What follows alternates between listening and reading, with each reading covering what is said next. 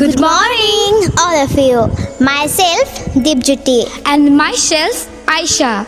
Respect Honorable Principal Ma'am, teachers, my dear sisters, and my dear old friends. At first, We wish all of you Happy Children's Day. Children's Day is celebrated on 14 November every year in India. it is the birthday anniversary of Pandit Jawaharlal Nehru, who was the first Prime Minister of India. Jawaharlal Nehru loved children very much, and children also loved them very much. Children fondly called him Chacha Nehru. The future of the country depends on children.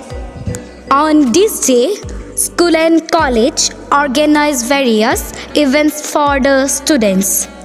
On this day, a child is given respect and make them understand how they are valuable for our country.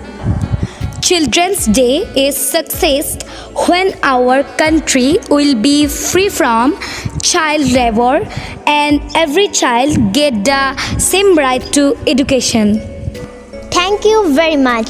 My dear friends and respect sir and madam, and once again, Happy Children's Day!